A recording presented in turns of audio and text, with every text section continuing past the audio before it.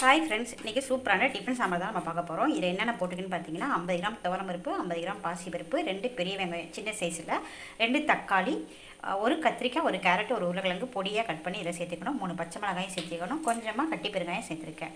இப்போ இது ஒரு 4 விசில் விட்டு நம்ம நல்லா குலைவாக வேகட்டும். குலைவாக வெந்ததுக்கப்புறம் நம்ம எடுத்துக்கலாம். இப்போ இந்த 4 விசில் விட்டு வேக வச்சுக்கலாம். இந்த சாம்பார் பார்த்திங்கன்னா ஹோட்டல் ஸ்டைலில் வந்து நமக்கு கிடைக்கும். ரொம்ப திக்காக நல்லா இட்லி தோசைக்கெலாம் ரொம்ப சூப்பராக இருக்கும். பாருங்கள், இது மாதிரி நல்லா குலைவாக இருக்கணும். இப்போ மத்து வச்சு நம்ம நல்லா கடைஞ்சிக்கலாம். இது மாதிரி நைஸாக வந்து நம்ம கடைஞ்சிக்கணும். இந்த காயெல்லாம் வந்து நமக்கு தெரியக்கூடாது, அந்தளவுக்கு நைஸாக வந்து நம்ம கடைஞ்சி எடுத்துக்கணும். இப்போ நல்லா மசிஞ்சிருச்சு இது. இப்போ வந்துட்டு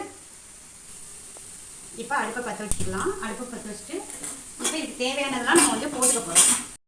மஞ்சள்தூள் போட்டுக்கிறேன், 1/2 ஸ்பூன், 1/2 டீஸ்பூன் போட்டிருக்கேன். டீஸ்பூன் மிளகாத்தூள், 1/2 டீஸ்பூன் சாம்பார் பொடி, ஜீரகம் 1/2 டீஸ்பூன் போட்டுக்கிறேன்.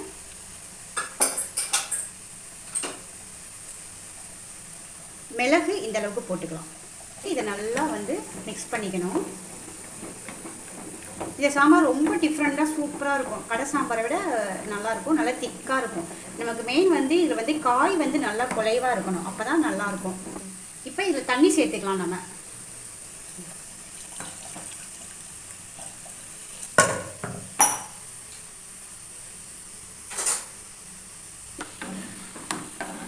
இதை பாருங்கள், நல்லா திக்காக இருக்குது. இப்போ இது கொதி வரட்டும். நம்ம மிளகாத்தூள், சாம்பார் பொடி, மஞ்சள் தூள்லாம் போட்டுருக்கோம் இல்லையா, அந்த பச்சை வடை போக நல்லா நமக்கு வந்து கொதி வரட்டும். உப்பு போட்டுக்கலாம்.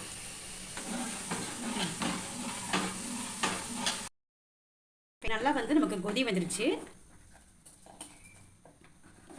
இப்போ இது நம்ம இறக்கி வச்சுட்டு தாளிப்பு போட்டுடலாம். எண்ணெய் ஊற்றிக்கலாம்.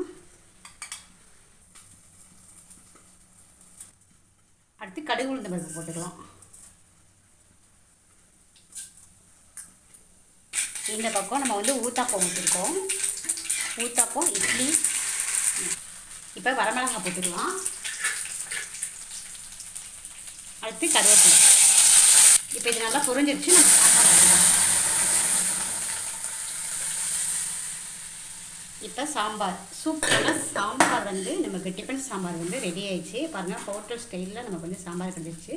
இப்போ லாஸ்ட்டாக மல்லித்தலை தூவிக்கலாம். இந்த மாதிரி மல்லித்தலை தூவிட்டால் சூப்பரான சாம்பார் ரெடி.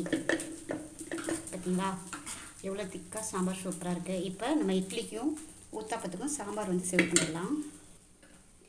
இட்லி, அடுத்து ஊத்தாப்பம். இட்லி ஊத்தாப்பத்துக்கு சூப்பரான சாம்பார் ரெடி.